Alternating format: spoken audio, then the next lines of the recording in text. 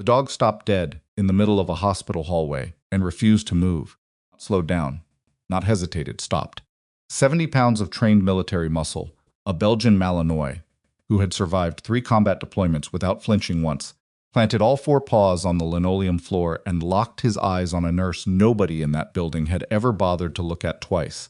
His handler, a decorated Navy SEAL who had walked through burning buildings and called it Tuesday, stood frozen behind him, watching his dog tremble. Not from fear, from recognition. And when the nurse knelt down and whispered a word, one single classified word that existed in no public record, no civilian database, no file that anyone outside a sealed military operation had ever touched, the SEAL's throat closed. Because that word was the dog's battlefield name, and nobody alive was supposed to know it. Before we go any further, if you're new here, hit that subscribe button right now, because this channel is where stories like this one live. Stories about people the world forgot too soon, people who carried more than anyone knew, and the moments when the truth finally refuses to stay buried. Drop a like on this video and tell me in the comments what city or country you're watching from. I want to see exactly how far this story travels. Now, let's go back to the beginning. The morning Redwood Harbor got 3 inches of rain before 7 a.m. was the same morning Navy SEAL Captain Declan Marsh walked into Callaway Veterans Medical Center with a retired Belgian Malinois on a short lead and a burned photograph folded twice inside his jacket pocket. He had not slept. The drive from the naval base took 4 hours, and he'd made it in 3 and change, which was the kind of decision a man makes when he's been carrying something for 7 years and has finally run out of patience for carrying it quietly.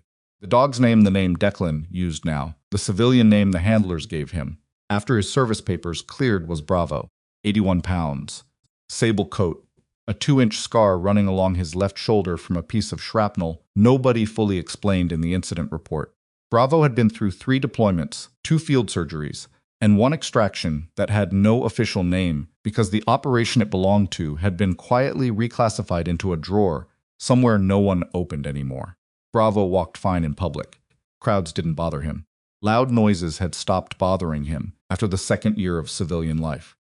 He was, by every trainer's standard, a remarkably stable retired working dog, which was why what happened in the hallway of Callaway Veterans Medical Center made Declan Marsh stop breathing for a full 4 seconds. The emergency wing was busy. It was always busy, a fact that the hospital administration liked to ignore in the monthly reports they filed with the state. Nurses moved fast down the main corridor, clipboards and tablets in hand, sidestepping gurneys and IV stands, and the occasional family member standing too close to the center of the floor because they didn't know where else to stand. The overhead lights in the East Wing had been flickering for 3 weeks. Someone had filed a work order. Nobody had come.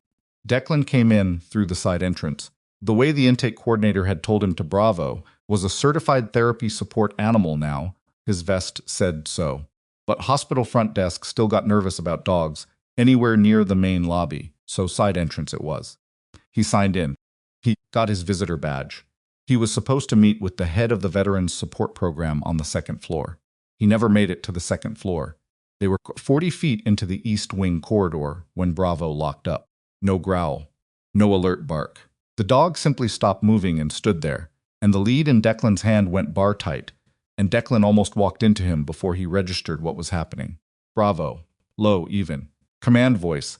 The kind that was so deeply wired into both of them that it bypassed everything else. Heel. Bravo didn't heel. Declan looked up to see what the dog was watching. Corridor was a normal corridor. Nurses. A supply cart. A man in a visitor's lanyard standing by a water fountain. A woman in blue scrubs crouching next to a gurney, adjusting the IV line on an elderly patient with the quiet, practiced efficiency of someone who had done that specific motion approximately 10,000 times and would do it 10,000 more. She wasn't remarkable. That was the thing. She was precisely the kind of person a crowded hallway made invisible medium height, dark hair pulled back, no makeup, the kind of tired that wasn't dramatic, but had just become a feature of her face. Her badge was clipped to her front pocket. Her hands moved carefully. Bravo took 1 step forward, then another. Declan held the lead. Bravo. Heel. The dog turned his head and looked up at Declan, and there was something in that look. Something Declan did not have clinical language for, but had lived with long enough to read, and then Bravo turned back towards the nurse and took another step. Declan let him go. He didn't know why. 7 years of military discipline, and he let the dog go because something in his chest told him to, which was not a reason that would hold up in any briefing room he'd ever stood in. But it was what he had. Bravo crossed the corridor in 12 careful steps and stopped 3 feet from the nurse. He sat. And then, and this was the part that Declan would replay, for a long time afterward, the dog made a sound. Low. Not a whine exactly. Something between a whine and the sound a dog makes when it's been a long time, and it finally recognizes something it thought it lost. Still. She had been reaching for the IV stand. Her hand stopped mid-motion. Her shoulders dropped, not relaxed, the opposite of relaxed. The way a body drops when something unexpected hits the back of the sternum, and she turned her head slowly. She looked at the dog for a long moment, and then she reached out one hand, palm up, the way you extend a hand to a dog you know, not a dog you're meeting. And Bravo pressed his nose into her palm and closed his eyes. Declan crossed the corridor. She heard him coming. He could tell by the way. Her spine straightened half a second before she looked up. The way someone does when they're used to monitoring space around them. Old habit. The kind that doesn't come from nursing school.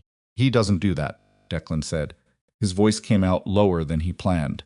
He doesn't do that with people he doesn't know. The nurse looked at him. Her eyes were dark, level, and gave away nothing, except the fact that they were very good at giving away nothing. Dogs are unpredictable, she said. Not this one. A pause. She stood up slowly, which gave Declan his first clear look at her right hand, the way it moved. Or more precisely, the way it didn't move all the way.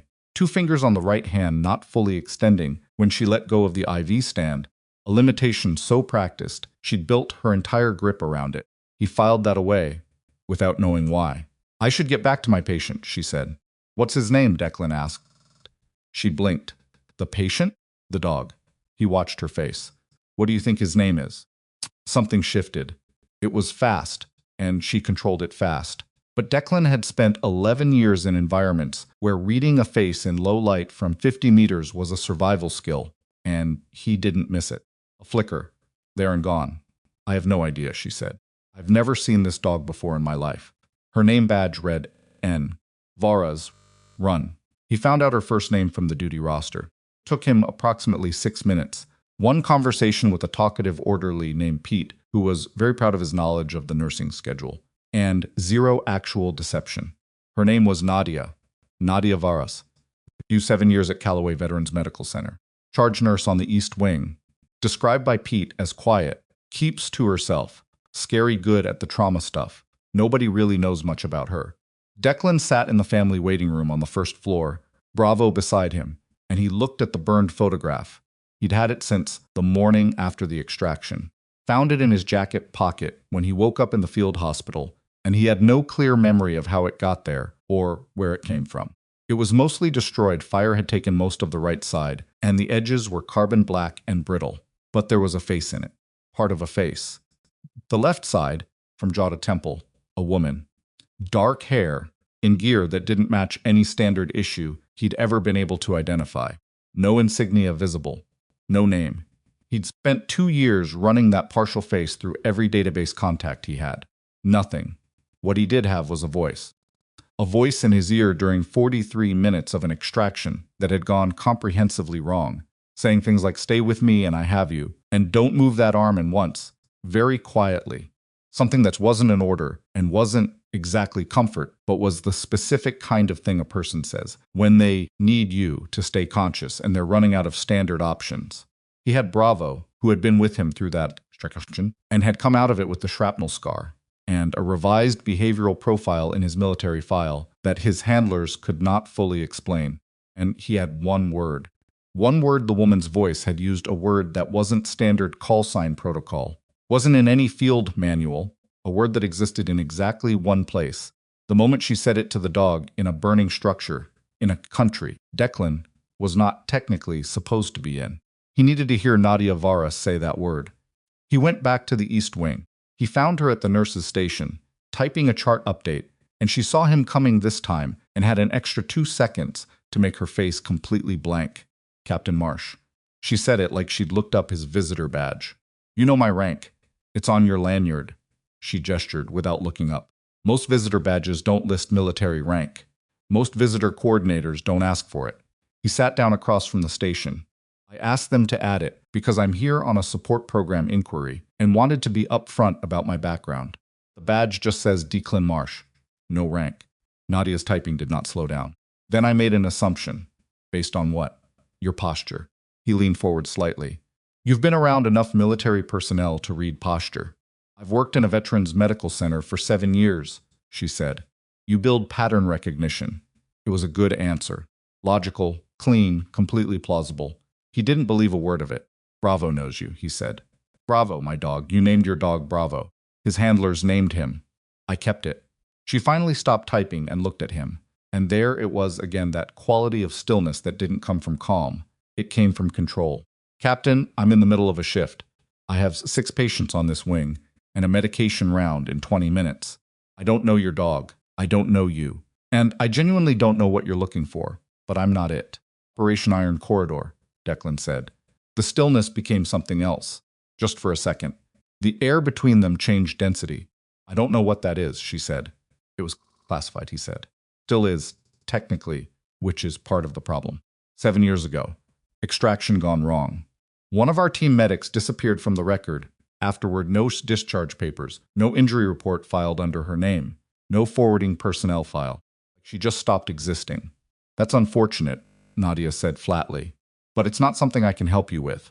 The medic saved my life, Declan said, and the lives of 2 other operators. And she went back for the dog. Something in Nadia's jaw tightened. Just slightly. Just enough. She went back into a burning structure for an 80-pound working dog that everyone else had already written off, Declan continued. Carried him out. She carried me out. She held a pressure dressing on a femoral bleed for 43 minutes in smoke, so thick I couldn't see her face. And then she was gone. The file was altered. Her name was removed. And I have spent 7 years trying to find out who she was. Nadia looked at him for a long time. Her expression was the expression of someone who had decided a very long time ago what they were and were not willing to carry in public, and who was not about to renegotiate that decision in a hospital hallway. I'm sorry about what happened to you, she said. I'm sorry you can't find the answers you're looking for, but I am a floor nurse at Callaway Veterans Medical Center, and I have a shift to finish. She picked up a chart and walked away. Bravo watched her go. The dog tracked her down the hallway with the focused, unblinking attention he used to reserve for personnel, confirmed friendly in a hot zone, and Declan watched him do it, and he thought about the word. He was still thinking about it when the voice came from behind him. You need to stop. Declan turned. The man standing at the nurse's station had not been there 30 seconds ago. He'd appeared the way hospital administrators appeared, materializing from side corridors and staff elevators, moving with the confident ownership of someone who considered the building an extension of himself. Late 50s, silver hair, white coat over a suit jacket, which was a choice that said physician but meant executive. His name badge, Dr. Reed Callum, MD Chief of Trauma Services. Dr. Callum, Declan said. Whatever conversation you just had with my nurse, it ends now. Callum's voice was controlled, professional, and carried the precise warmth of someone who had decided before he walked over that warmth was not the appropriate tool for this situation. Callaway has a strict policy on patient and staff interactions with outside visitors, including military personnel. You're here on a support program inquiry. That's the extent of your access. I was having a conversation. You were questioning a member of my staff about classified military matters, which is outside the scope of your visit and which visibly distressed her. Declan looked down the corridor. Nadia Varas was moving efficiently between rooms, not distressed or not visibly distressed, which was not the same thing. He was beginning to understand, and she had not looked back. She seemed fine, Declan said. She is fine, because she is a professional, Callum said. Nurse Varas has a history that makes certain interactions, particularly military-related inquiries, inappropriately stressful. She has disclosed that to her supervisors in confidence. And I am asking you, as the department head responsible for her well-being, to leave her alone. What history? Declan asked. That's between her and her supervisors. Callum straightened. I'd like you to complete your intake meeting on the 2nd floor and keep your interactions within the approved program scope. If you have trouble with that, I'll need to ask security to assist you. Declan looked at the man. There was something off about it. Not the protectiveness that could be genuine. Administrator, protected staff. It happened. but the speed. The fact that Callum had appeared within minutes of a conversation that had taken place in a side corridor at a nurse's station, which meant either someone had told him immediately or he had been watching. And the way he'd framed it, history that makes military interactions stressful. That wasn't a supervisor protecting a nurse. That was a man with a file, using that file. Of course, Declan said. He smiled. It was the smile he used in briefings when he needed the room to think he was agreeable. I'll head upstairs now. He picked up Bravo's lead. He took 3 steps toward the elevator. Then Bravo turned his head back down the East Wing corridor, toward the last place he'd seen the nurse, and made that sound again. Declan stopped. He stood with his hand on the elevator call button and his dog facing the wrong direction, and he made a decision. He did not press the button. He found a chair in the East Wing family alcove, a small, recessed waiting area with 4 chairs, a fake plant, and a clear sightline to the nursing station, and he sat down. Bravo settled at his feet. Declan pulled out his phone and started making calls. The first call was to his commanding officer's adjutant, who told him what he already knew. Operation Iron Corridor was still classified, and the personnel files associated with it were sealed pending review by a board that had been pending for 6 years. The second call was to a contact in Naval Personnel Records, who told him, after a long pause, that a file marked under that operations code prefix had been consolidated 7 years ago, which was bureaucratic language for something that meant the opposite of what it said. Third call was to a former field medic he trusted, who listened to his description: female combat nurse, special operations attachment, right hand injury, disappeared from record after an extraction, and said quietly, "You want to be careful, Declan. Some of those consolidations happen because someone wanted them to happen, not because of oversight." He was on his 4th call when the East Wing went loud. It didn't build gradually.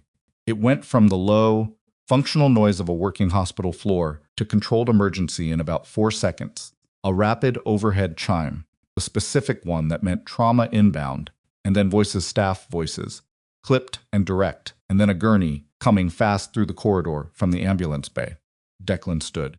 The patient on the gurney was a man, late 40s, military bearing visible even unconscious, oxygen mask on, blood pressure cuff already attached. Paramedics were talking fast, handing off to the trauma team blast exposure, approximate, secondary survey incomplete, pressure dropping, and the trauma team was moving. And Nadia Varas was already there. She had come from 2 rooms down, and she hadn't run. Nurses who ran in emergency wings tended to create secondary panic, which was why the good ones moved at a speed that was very fast, but looked controlled, and she was pulling on gloves and reading the paramedic handoff at the same time, eyes tracking the patient's vitals on the portable monitor. Dr. Callum arrived from the opposite direction 30 seconds later. He looked at the patient. He looked at the team. He looked at Nadia. "Take primary," he said. "BP's at 70/40 and dropping," Nadia said. "Breathing pattern is off. Listen to the left side. I have the patient, Nurse Varas. His left lung is compromised. That's not blast trauma presentation. I said I have the patient." Callum moved past her. "Get the crash cart prepped and step back." Nadia's jaw was tight. She did not step back. She stood at the edge of the circle and watched, and her hands were still, and her eyes were doing something that Declan recognized. They were running calculations. The kind of calculations that had nothing to do with hospital protocol and everything to do with a much older, harder-learned discipline. Patient's monitor alarmed. Callum called for epi, Nadia said, clearly. Not loudly, with the flat certainty of someone stating a physical law. That's a tension pneumothorax. Epi won't fix it. He needs needle decompression right now. Second intercostal space. You're out of your scope, Nurse Varas. He is going to arrest in the next 90 seconds if you don't decompress that chest. The room went briefly, electrically silent, and then the patient's monitor flatlined. Declan was moving before he made the decision to move, which was also an old habit, crossing from the alcove to the corridor doorway, with Bravo tight at his side. And he could see through the open trauma room door, Callum reaching for the defibrillator, Nadia already moving to the patient's left side with a needle in her hand, 2 of them on a collision course over a dying man's chest, and then Callum's hand came out and gripped her arm. Step back. Nadia looked at him. Something in her face had changed. Controlled stillness was still there, but underneath it something else had surfaced, something that had been waiting a long time, something that was not anger exactly, but was the thing that comes after anger has been compressed for years and years until it stops being emotional and becomes structural. She looked at his hand on her arm. She looked at the patient. She looked at Callum. And she stepped forward anyway. She stepped forward anyway, and Callum's grip tightened on her arm. And for one long second, the trauma room held its breath. Then Nadia did something that surprised everyone in the room, including Declan, who was watching from the doorway and thought he'd stopped being surprised by people years ago. She didn't pull. She didn't argue. She simply turned her body at an angle, a small economical rotation that used his grip as a pivot point rather than an obstacle, and her left hand came up with the needle already positioned, and she placed it at the second intercostal space on the patient's left side with the kind of accuracy that has no relationship to luck. A rush of air. The monitor screamed, dipped, and then the line came back. Not clean, not strong, but back. The room moved. 2 nurses and a resident converged on the patient with the automatic efficiency of people who had been waiting for direction and had just received it from an unexpected source. Callum released Nadia's arm. He didn't say anything. He stood at the edge of the controlled scramble and watched his trauma team work around the intervention she had just performed. And his face was the face of a man absorbing something he intended to address later, in a room with a closed door. Nadia stepped back once the team had control. She stripped her gloves and dropped them in the biohazard bin by the door, and when she turned and saw Declan standing in the corridor, she didn't startle. She looked at him for exactly 1 second and then looked away, and that single second told him more than an hour of conversation had. She had known he was there. She had known, and she had stepped forward anyway. He thought about that while the trauma team stabilized the patient. And Callum withdrew to the corridor to make a phone call with his back turned, voice low enough that Declan could only catch fragments. Unacceptable. Outside scope, liability exposure and Bravo sat at Declan's feet and watched the trauma room door with the patient attention of a dog who was not going anywhere. The shift change happened at 7 p.m., and Declan was still in the building. He had gone upstairs at 4:30 and sat through 40 minutes of a support program intake meeting with a program coordinator named Voss, who was enthusiastic and well-meaning and deeply unaware that Declan's mind was 3 floors down in an East Wing corridor. He answered Voss's questions. He nodded at the right intervals. He filled out the forms Voss slid across the desk, and when Voss asked him to come back on Thursday for the orientation session, Declan said he would. He came back downstairs at 6:15. Nadia was at the nurse's station writing discharge note, and she registered his presence the way she seemed to register everything, without turning her head, without breaking stride, just a small recalibration in her posture that said, "I know you're there." "Still here," she said. Program meeting ran long. She didn't look up from the chart. "It's past 5. Program office closes at 5. I stayed to observe. They have a reading room." She turned a page. "What did you read?" "Information pamphlets about veteran transitions." "Very thorough." Pause. The pen moved. "Captain Marsh, I need you to hear me when I say this, not as a deflection, not as a cover story. Hear me." She set the pen down and looked at him, and there was something in her expression that was close to exhaustion, but wasn't quite, because exhaustion had a softness to it, and this didn't. This was the expression of someone who had made peace with a heavy thing and did not appreciate being asked to pick it up again. "Whatever you're looking for, whatever you think you saw in this hallway today, I can't be that for you. I understand that you're carrying something. I understand that finding answers matters to you, but I have a life here. I built it carefully, and I need you to let me keep it." Declan was quiet for a moment. Then, "The patient we just watched almost die. Do you know what his name is?" She blinked. "No. I don't have access to his intake file. His name is Warren Tate. He's a veteran. Former 75th Rangers, 2 deployments. He's been a patient here 4 times in the last 2 years, all psych-related, and today he drove himself to the emergency bay because he thought he was having a heart attack." Declan paused. "It wasn't a heart attack.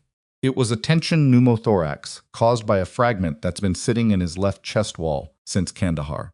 Nobody caught it in 4 previous visits. You caught it in about 30 seconds." Nadia said nothing. "You caught it because you've seen that presentation before," Declan said. "Not in a hospital, in the field, where the resources are bad and the time is worse, and you have to be right the first time, because there's no second chance." She picked up her pen. "Nadia." He said her name carefully, without familiarity, The way you say a word you want to land cleanly. I have a burned photograph, part of a face. And I have one word that was used during an extraction that wasn't supposed to happen in a country we weren't supposed to be in. And my dog knows you. Not because you smell like treats or because you're kind to animals, because he knows you the way he knows people who were there. She was very still. Say the word, he said quietly. If I'm wrong, I'll leave this building and I won't come back. Nothing, 10 seconds, 15. Then, barely above a whisper, what word? He leaned forward and said it, and Nadia Varas closed her eyes. It lasted about 2 seconds, that closure. When she opened them, she was already rebuilding the composure, coming back up like a wall with visible mortar lines, and Declan could see the effort it took and felt something complicated about watching someone work that hard to stay sealed. Stood up from the nurse's station. I need to check on a patient, she said. Nadia, give me 10 minutes. She walked down the corridor. He watched her go. Bravo's tail moved once, slowly against the floor. She didn't come back in 10 minutes. Came back in 22, and she came back with the particular set of her shoulders that said she had spent 22 minutes making a decision and was not entirely at peace with it, but had made it anyway. She stopped 4 feet from him. Not here, she said. Not in this building. He nodded. There's a park 2 blocks north. It has a dog walk path. She looked at Bravo. 15 minutes. That's all I'm agreeing to. The park was narrow and poorly lit in the November dusk, and the dog walk path was gravel and puddles from the morning's rain, and neither of them said anything until they were away from the hospital's exterior cameras and far enough from the street that the traffic noise became background rather than foreground. Then Nadia stopped walking and turned to face him, and the careful, reconstructed composure was still present, but had a different quality in the open air, less structural, less performed. She shoved her hands into the pockets of her fleece. If you go public with any of this, she said, I need you to understand what that means for me. I have a job. I have a lease. I have 2 therapy appointments a month and a dog named Stella and a standing dinner reservation on Thursdays. I built all of that from nothing, and I built it deliberately, and it's not much, but it's mine. Do you understand what I'm saying? Yes, Declan said. Okay, she exhaled. Her breath misted in the cold. Yes, I was there. He'd known it for hours. Hearing it still did something to his chest that he couldn't cleanly identify. My name wasn't always Varas, she said. My grandmother's maiden name. Took it when I came out. She paused on that word came out as if she was aware of its double meaning and had used it deliberately and without apology. I was Lieutenant Nadia Roussel, Naval Special Warfare Support. Medical attachment to a team that officially doesn't have records of me, because 6 weeks after Operation Iron Corridor, I was administratively reassigned into a personnel limbo that took another 8 months to fully disappear me from. Who ordered it? She was quiet. Nadia. I don't know, she said, and it was the first thing she'd said that had the sound of something unresolved underneath it. Recovery facility in Germany. She pulled her right hand out of her pocket, and in the park's low light, he could see the full extent of it properly. For the first time, not just the 2 fingers, but the scar tissue running along the palm and up toward the wrist, kind of damage that happens fast and at high temperature. I lost 2 months to surgery and infection and the specific kind of cognitive fog that comes with heavy pain management. When I was clear enough to ask questions, my file was already gone. My CO was on assignment. My liaison officer had transferred. There was a woman from a JAG office who came to see me and spoke very carefully and said that given the nature of the operations classification, my continued engagement with the record would complicate ongoing national security interests, so they scared you off. I was 29 years old, and I had a hand that didn't fully work, and I was already trying to figure out how to rebuild a career, Nadia said, and there was no self-pity in it, just fact. Flat delivery of someone who had long since finished being angry about the events themselves and was only occasionally angry about being asked to revisit them. Yes, it wasn't hard to scare me off. And then I built Varas and moved here and figured that was the end of it. Bravo had settled at her feet without being invited. She looked down at him. He was trapped under a collapsed support beam, she said, quietly. You were unconscious 8 meters away, and the 2 others had already evac'd. Everyone else had gone. The timer on the secondary device was, I didn't actually know how much time was left. I made a guess. You went back in for a dog, Declan said. I went back in because he was alive and he was scared and he was going to burn, Nadia said. The fact that he was a dog didn't seem relevant at the time. Declan looked at Bravo. Bravo had his chin on Nadia's shoe. I went back in for you too, she added, almost as an aside. That was less of a choice. You had a femoral bleed and a structural piece of debris I needed to stabilize before moving you. Took time. 43 minutes. She looked up. You were tracking time? In and out. I remember your voice. She looked away. Something moved through her expression, not discomfort exactly. More like the feeling of having a private thing seen. Talked a lot, she said. It was one of my field techniques. Stimulation through verbal engagement. Keeps a patient neurologically present. She paused. Also, I was terrified, and it helped me. That admission, small and clearly not easy, landed differently than everything else she'd said. Declan had built an idea of her over 7 years from a burned photograph and a memory. And the idea had been something close to mythic, because that was what people did with the things that saved them. The woman standing in this cold park, admitting she'd talked to keep herself from falling apart, was harder to hold in the mind. And also, he thought, considerably more real. You used the word with Bravo, he said. Yes. Where did that come from? It wasn't in any protocol. Nadia almost smiled. It didn't quite complete itself. I made it up. We'd been in 3 operations together at that point, that team and me. The dog and I had developed, I don't know what you'd call it, a working understanding. She looked at Bravo, who was still very much treating her left shoe as a pillow. He was starting to spiral when I found him. Smoke inhalation, the beam on his back leg, he couldn't orient. I needed him to trust me fast. I used a sound pattern that I'd used with him before in decompression exercises. It wasn't a classified call sign. It was just something he knew. He never responded to it after, Declan said. Not with any of his handlers. They tried everything. Nadia was quiet for a moment. Animals are specific, she said finally. They trust who they trust. She left at 8:15. She said she'd think about what he'd asked, which was not much, just to let him start making some calls, to let him try, and she said she wasn't making any promises, and he said he understood, and Bravo watched her walk back toward the park's north exit with the focused, mournful attention of a dog whose instincts and training were pulling in the same direction. Declan took out his phone and called his adjutant again. I need everything you can find on a Dr. Reed Callum, he said, Chief of Trauma Services, Callaway Veterans Medical Center. Specifically, any relationships to naval personnel administrative processes in the last decade, and any financial or professional connections to naval command structures. There was a pause on the other end. That's a broad ask. I know. Start broad. He walked back to the hospital parking structure and sat in his truck for a while before driving, turning over everything Nadia had said, and more specifically, everything she hadn't. The JAG officer. The careful language about national security interests. The speed with which a 29-year-old with a compromised hand and no institutional support had been effectively erased. Callum. The speed with which Callum had appeared. The way he'd framed Nadia's military history not as a background fact, but as a weapon. She has a history that makes certain interactions stressful, as if he had the history in a file and had used it before. Declan drove back to the naval lodging facility near base and took Bravo for a late walk in the wet parking lot and did not sleep much. He was back at Callaway by 7:30 the next morning. Nadia was already on shift. He saw her through the glass doors of the east wing before he badged in, moving down the corridor with the same efficient quietness, and he stood for a second, just watching the way the rest of the floor moved around her, not with her.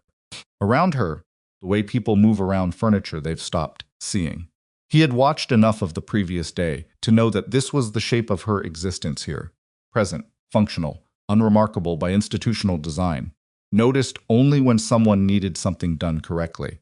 He had barely made it to the east wing corridor when he heard the voices. Callum's office was adjacent to the wing, a glass-walled room that looked out onto the staff corridor, and its door was open by about 6 inches. Callum was inside, Nadia was inside, and a third person was inside a woman Declan hadn't seen before. Administrative lanyard, tablet in hand, the composed expression of someone who handled uncomfortable conversations for a living. Declan slowed. He did not stop. He moved at a pace that allowed him to hear, without making it visible that he was listening. Callum's voice, a pattern of boundary violations that I can no longer overlook. Yesterday's incident in Trauma Room 2 is documented. The resident has filed a formal account. You performed an invasive procedure outside your nursing scope. Nadia's voice level. The patient was in cardiac arrest. You have no authority. He was going to die, doctor. Callum, that is not your determination to make. Callum's voice dropped, took on the particular texture of patience being weaponized. Nadia, I've given you considerable latitude given your background. Your history with trauma is documented, and I have consistently advocated for accommodations. My history with trauma. That most supervisors wouldn't extend. But what happened yesterday crossed a line, and I have a responsibility to this institution and to patient safety. You want to talk about patient safety? Her voice had not risen. That was the thing. It stayed exactly level, and the levelness was more striking than volume would have been. Warren Tate had a hemopneumothorax that 4 previous physicians at this institution missed across 4 admissions. He almost died on your watch, in your trauma room, while you were ordering epinephrine for a tension presentation. Procedure I performed was correct. The patient is alive, and the disciplinary review board will take that into account, Callum said smoothly. The review must happen. Given the circumstances, I'm placing you on administrative suspension pending the outcome. 2 weeks with pay. Silence. Declan kept walking. He rounded the corridor bend, found a supply alcove, and stopped. He heard Callum continue. I'm also recommending that your access to trauma rotation be reassigned during the suspension period. This is for the well-being of the unit, and frankly, Nadia, for yours. You've been under considerable stress. The door opened. Nadia came out first, and Declan could see her from the alcove, her face completely, scrupulously blank. The blankness of someone who had made the active decision not to give the room behind her the satisfaction of an expression. She had her badge in her hand, and she was looking at the floor 3 feet ahead of her, and her right hand, the damaged hand, was curled against her thigh. She walked right past the alcove. She walked 6 more paces down the corridor. Then she stopped and put one hand flat against the wall, and stood there with her head down for about 15 seconds, not moving. Declan did not move either. He watched her not move. He understood without any complicated analysis, just directly, that this was a moment that required no assistance and no witness, and that the most respectful thing he could do was stay very still in the alcove and pretend he was not there. After 15 seconds, she straightened. She put her badge in her pocket. She walked to the break room, and the break room door closed, and it stayed closed. He was waiting when she came out 12 minutes later, with her bag over her shoulder and her civilian jacket on over her scrubs. She saw him immediately, and her expression said that she was not surprised, which itself said something, that she had known he was in the building, had probably known since 7:30, and had processed it alongside everything else she'd processed in the last hour. Bending you, Declan said. Yes, for saving a patient's life. For practicing medicine without a license is what the paperwork will say. It's not what happened. I know what happened, Nadia said. Kept walking. He fell into step beside her, Bravo adjusting fluidly to the change in direction. Question is what the board will say happened, which is a different thing. You fight it? She pushed through the side exit into the cold gray morning. What? He has the institutional record. He has the resident's statement. He has my file, which includes she stopped, recalibrated. He has access to information about my background that I did not give him and have never understood how he obtained. There it was. He knows about your military record, Declan said. The record doesn't exist anymore. He knows about the shape of it. The fact that there was something, the circumstances of my discharge. She was walking faster than she probably realized. The first time I asked for trauma rotation access, 3 years ago, he pulled me aside and told me that, given my history with combat trauma, he wanted to make sure I was emotionally stable enough for high-stress cases. The phrasing was very considered. He was very pleasant about it. Her jaw was tight. Been using it every time since. Every time I push back on a clinical decision. Every time I catch something he missed. Where did he get the information? I've been trying to figure that out for 3 years. Declan had his phone out. He pulled up the preliminary notes his adjutant had sent at 5 that morning, sparse, preliminary, but there was a thread in there, a thin one, a name that appeared in both a Naval Personnel Administrative Subcommittee from 8 years ago and in Callaway's Institutional Board of Directors. It wasn't proof of anything. It was a thread. He showed it to her. Nadia stopped walking. She looked at the screen for a long time. Something shifted in her face, not the controlled, managed shift of someone maintaining a front, but the raw, unguarded shift of someone who has spent years on a puzzle and has just been handed a piece they didn't know existed. That name, she said. You recognize it. The JAG officer who came to see me in Germany. She looked up. That was his name. The morning traffic moved past them on the wet street. Bravo sat between them and looked at nothing in particular with the settled patience of a dog, who understood that humans sometimes needed a moment to catch up to information. Declan looked at the thread on his phone. He looked at Nadia's face. He looked at the thread again. Nadia, he said slowly, I think your file wasn't erased because of the operation's classification. She was already there. He could see it in her expression. She'd been almost there for 3 years and had just arrived. Someone buried it specifically, she said. Someone who had a reason to make sure you couldn't make noise from inside any military structure, Declan said. And who then made sure you couldn't make noise from inside this one either. She stood very still in the gray morning, with her bag on her shoulder and her suspended badge in her pocket and her damaged hand at her side. Bigger than an operations classification, she said. It wasn't a question, I think so. She looked at him directly, for the first time without the careful filtering, just looked at him the way she had probably looked at things before she learned to manage what her face did with information that felt dangerous. I need you to understand, she said, that if we start pulling this thread, I lose everything I built. The job, the apartment, the structure of my life. All of it goes into a process that I do not control. I know, Declan said. And you're asking me anyway. I'm not asking anything, he said. I'm showing you what I found. What you do with it is yours. She looked away. She looked at the hospital, building the glass and concrete, the flickering east wing light, visible even from outside, the sign above the entrance that said Callaway Veterans Medical Center, serving those who served, and something moved through her expression that had no clean name, but that Declan read as the specific grief of a person looking at a place they built a life around and seeing clearly, maybe for the first time, what the place had cost them. I need 24 hours, she said. He nodded. She walked away toward the parking structure, and Bravo tracked her with his eyes, and Bravo looked at Declan until she turned the corner, and then the dog looked Declan was fairly certain a behavioral scientist would describe as expectant. Declan's phone rang. His adjutant, he answers. You need to know something, the adjutant said. That name you sent me the subcommittee connection. I dug one layer deeper.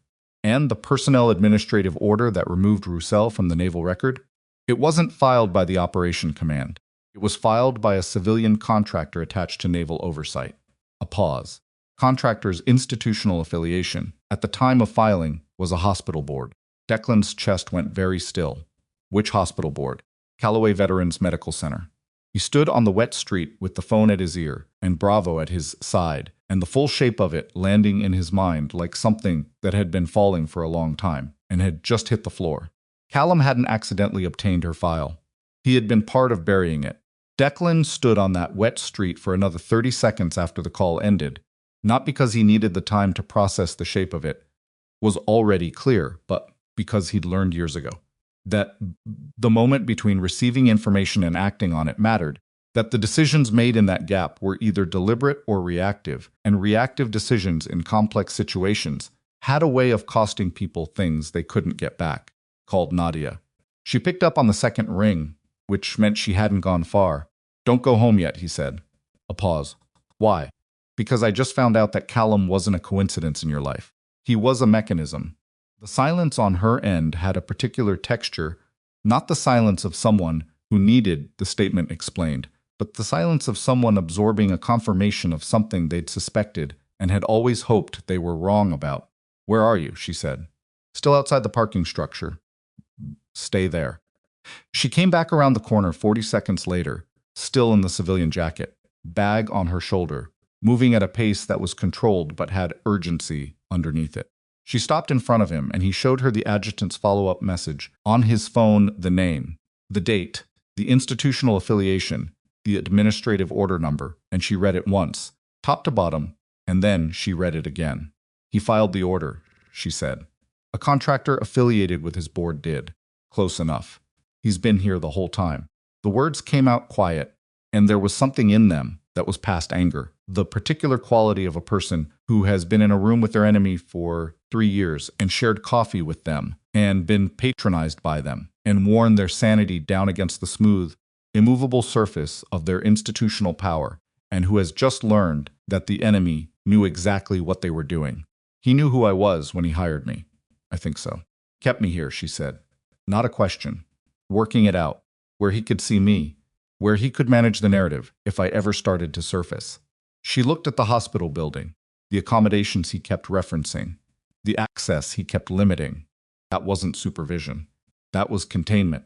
Declan said nothing. Sometimes the right move was to let the person arrive at the full shape of a thing in their own time, without commentary. Nadia's damaged hand came up and pressed against her sternum for a moment, not a dramatic gesture, just a person needing to physically locate themselves. And then she dropped it. What do we do? She said. We need someone with jurisdiction and rank who isn't connected to the thread, Declan said. Someone who can pull the sealed operation file without triggering the people who sealed it. Do you have someone like that? He had been turning that question over since 5 that morning. I have a name, he said. I don't know yet if she's reachable or if she's clean. I need to make a call I've been putting off for 2 years. Nadia looked at him steadily. Make it. The name was Rear Admiral Sylvia Okafor. Declan had served under her indirectly during his 3rd deployment. She'd been a captain then, running a Naval Special Operations Oversight Division with a reputation for being difficult to manage upward, which in Declan's experience meant she was honest. She had retired from active command 18 months ago and moved into an advisory role with the Naval Inspector General's office, which was either the best or worst possible position for what he was about to ask, depending entirely on whether she still operated by the principles she'd had when he knew her. He made the call from the truck, windows up, Bravo in the back seat. Nadia sat in the passenger seat and looked at the parking structure wall and did not listen to the call in any obvious way, which was a courtesy, he noted.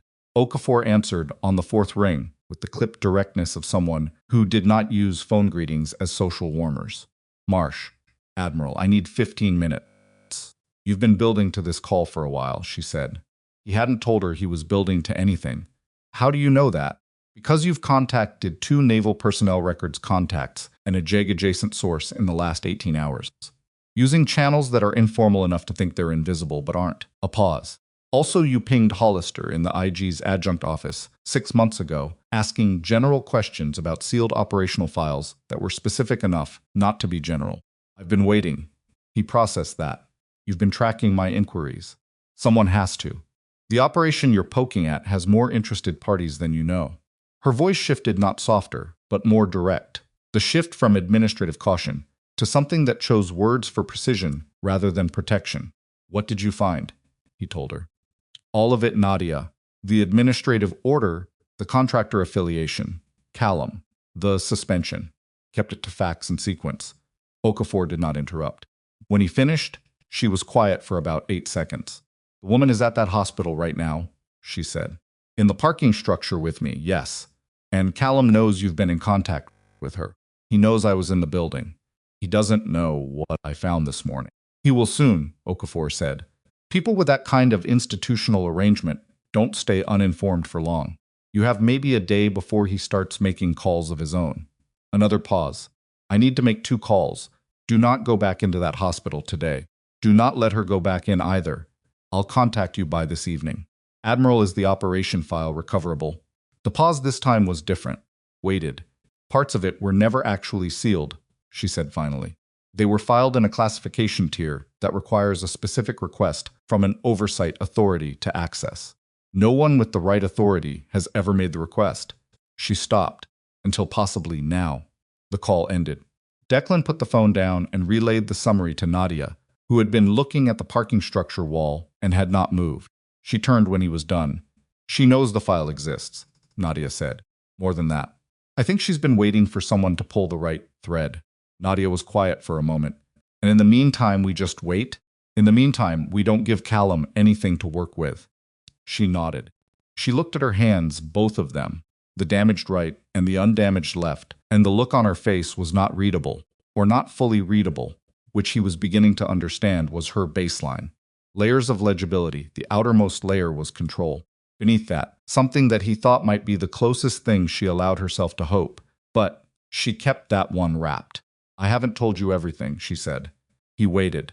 The Operation Iron Corridor. The reason the site compromised the way it did. She stopped. Started again. There was a communication failure.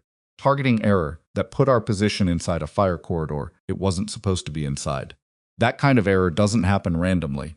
Equipment, coordinates, timing, all of it, pointed to an intelligence leak inside the operations planning structure. She looked at him. I filed an informal report about it. 3 days before my file disappeared. Parking structure was very quiet. You filed a report naming an intelligence failure, Declan said slowly, and 3 days later your record was erased. I didn't name anyone specifically. I didn't have enough to name anyone. But I flagged the pattern, and I filed it with my medical liaison. And 48 hours later, I was in a German recovery facility, and 72 hours after that, my file was in the process of being consolidated. Her jaw was tight. I've had 7 years to think about the sequence. Why didn't you tell me this last night? Because I needed to know if you were actually looking for the truth, or just looking for the person who saved you, she said. Those are 2 different searches, and they don't always end in the same place. He sat with that. It was fair. It was more than fair. It was the kind of careful, experienced judgment that came from having trusted an institution once and learned in very specific detail what that cost. Both, he said. I'm doing both, and I understand if that's complicated. Smiled. Almost. It's complicated, she agreed. Okafor called back at 6:47 that evening. Declan and Nadia were in a diner 4 blocks from the hospital neutral ground, poor lighting, good sightlines, to the door with coffee. Nadia wasn't drinking, and a plate of food. Declan had ordered mostly to justify the table. Bravo was in the truck in the parking lot, windows cracked, with a water bowl and what Declan assessed as a reasonable level of K9 patience. He put the phone on speaker. I made the access request this afternoon, Okafor said. The IG's office has the authority under a 2019 oversight directive that the original classification didn't anticipate. File is being processed now. A pause. What came back in the preliminary poll is enough to open a formal review. Nadia leaned forward slightly. The targeting error Roussel flagged was documented, Okafor said. Her informal report exists in a communication archive that was never purged because it was filed through a medical channel rather than a command channel. Someone cleaned the command files and missed the medical thread. Another pause. The error traced back to a coordinates package that was modified 16 hours before the operation launched. The modification was logged under a contractor access ID. The same contractor category as Callum's board affiliation? Declan said. Adjacent. It's not a direct line yet, but it's close enough that the IG's office is treating it as material. Okafor's voice was flat and careful. I'm also sending 2 things to your secure contact point tonight. The first is a provisional restoration of Lieutenant Roussel's service record. It won't be public until the review concludes, but it's in the system. The second is a formal notice to Callaway Veterans Medical Center that Nurse Varas Roussel is a person of interest in an active naval oversight investigation, and that any administrative action against her is subject to review for interference. Nadia sat back in the diner booth. She pressed both hands flat on the table. Her face was Declan, searched for the word, and landed on unguarded. The first time he'd seen her face go entirely unguarded. It only lasted a second, but it was there. That second notice, she said. That reverses the suspension? It doesn't reverse it technically, Okafor said, but it makes pursuing it inadvisable for any administrator who wants to keep his own position, which your Dr. Callum will understand the moment it arrives. A pause. Admiral, that's what I'd prefer you call me, if we're going to be talking regularly about this. Admiral, Nadia said. Yes, understood. I need both of you at Callaway tomorrow morning at 9. I'm sending a representative from the IG's office to receive Callum's administrative files under the oversight directive. It would be useful to have you both present. A pause. Marsh, bring the dog. The call ended. Nadia looked at the untouched coffee. She picked it up and took a long drink. And the coffee was clearly cold, and she didn't appear to care. Tomorrow at 9, Declan said. I heard. She put the cup down. He's going to know something is coming before we walk through the door. Probably. He has 12 hours to move paperwork, call contacts, build a version of events. People with his kind of arrangement usually do that, Declan said. And it usually doesn't hold, because the thing about a thread that goes back 7 years is that there's a lot of it. You can't move all of it in 12 hours. She looked at him across the table with an expression that was calculating and tired in roughly equal measure. "You've done this before," she said. "Followed something back this far." "Once," he said. "It took longer than this and ended messier. But it ended." She nodded. She looked at the diner window, the dark street, the wet reflections of street lights in the puddles that were still present from yesterday's rain. "Call my landlord," she said. "Tell him I might be. I don't know what I might be. I don't know what happens after tomorrow." "Neither do I," Declan said. The honest answer. She appreciated that, he could tell. She didn't want the version where he told her it would be fine. They were at Callaway at 8:45. Okafor's representative was already in the lobby when they arrived, a lieutenant commander named Reyes, compact and quiet, with a document case, and the particular stillness of someone accustomed to walking into rooms where people did not want them. He shook hands with both of them, looked at Bravo without comment, and said that Admiral Okafor's formal notice had been delivered to Callum's administrative email at 7 a.m. Declan watched Nadia's face when she walked through the hospital's side entrance for the first time since her suspension. She had chosen, he noticed, to wear her civilian clothes rather than scrubs, which was either a deliberate statement or simply the practical choice of someone who was not currently on shift. Her ID badge was in her jacket pocket. She did not put it on. The East Wing staff registered her presence before she'd made it 20 feet down the corridor. He watched it happen. A nurse looked up, recognized her, did a visible recalibration of what her presence on a suspended day meant, and then looked past her at Reyes's document case and the navel-adjacent composure of the woman carrying it. Word moved fast in hospital corridors. Within 4 minutes, there were people finding reasons to be in the East Wing who hadn't been there before. Callum appeared at the door of his glass-walled office at 8:58. He looked at Reyes first, then at Declan, then at Nadia, and the look he gave her was complex in a way that Declan read as a man running calculations how much she knew, how far the thread had reached, whether 12 hours had been enough.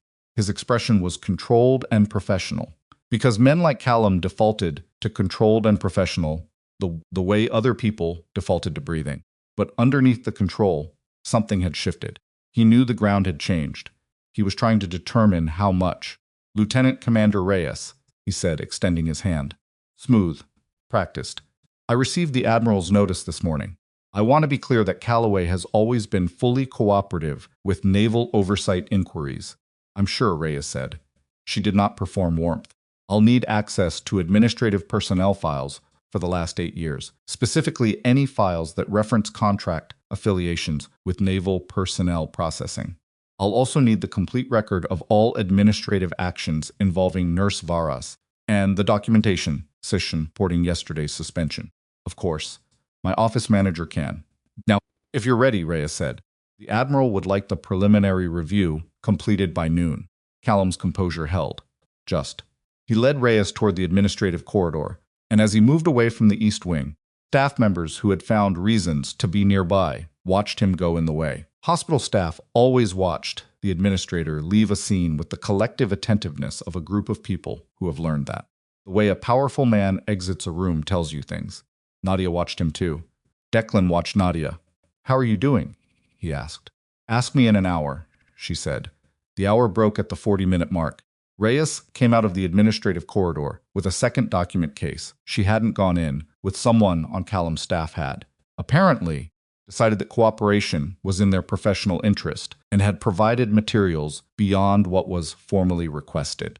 Declan saw the second case and read the situation. There was someone in that office who had been uncomfortable with something for a while and had just been handed a sanctioned opportunity to hand it over. Reyes found them in the East Wing family alcove and opened the case enough for Declan to see the top document without touching it. Personnel audit trail, cross-referenced with contractor logs. Dates going back 9 years. "There's more than we expected," Reyes said quietly. "The Admiral needs to see this before it goes anywhere else. I'm returning to the IG's office now." She looked at Nadia. "Your reinstatement processing is going to move faster than we told you. Expect contact by end of day." She left. The East Wing continued its morning. An orderly passed with a supply cart. 2 nurses exchanged information at the station in the focused shorthand of shift overlap. The East Wing light, the one that had been flickering for 3 weeks, had inexplicably stopped flickering. Someone had finally fixed it. And then the trauma chime sounded. Not the overhead chime, a different alert. The internal rapid response, which meant something had gone wrong inside the building, rather than incoming from outside. The nursing station activated immediately. 2 nurses moving, a resident looking up from his tablet, someone reaching for the phone. The call came through to the station 30 seconds later, and Declan was close enough to hear it. Rapid response to the 4th floor. Veteran recovery unit. Patient in respiratory distress. Suspected pulmonary embolism. He looked at Nadia. Nadia was already looking at the elevator. He said, "I know. If you go up there." "I know that too." She didn't move yet. She stood at the edge of the alcove, one hand on the wall, and he could see her doing the calculation, the real one, not the institutional one. Life in one column. Everything she'd spent 3 years building in the other. What floor is veteran recovery? 4. Who's on call up there? He looked at the nursing station. One of the nurses caught his eye. She'd heard the call. She knew. "Dr. Callum covers veteran recovery," the nurse said quietly. "And he's in the administrative meeting." Nadia's hand came off the wall. She walked to the elevator and pressed 4. And the doors opened and she stepped in. And Declan followed her, because he'd stopped having the option of not following her somewhere around the point she stepped forward with that needle the previous afternoon. And Bravo followed him, because Bravo had made his own position clear from the beginning. The 4th floor was controlled chaos in the specific way that hospital emergencies produce not panic, but concentrated urgency, bodies moving with purpose, voices at elevated but professional registers. Nadia came off the elevator and oriented in about 2 seconds, reading the room the way she'd been reading rooms since before she'd become Varas, and she moved toward the patient's room at the pace that was fast but not running. The patient was a man, mid-60s, former military, from the look of his bearing even unconscious, his color wrong, not pale, cyanotic, the lips edging toward blue in the way that meant oxygenation was failing, faster than the supplemental oxygen they'd already applied could compensate. A nurse Declan didn't know was managing the oxygen.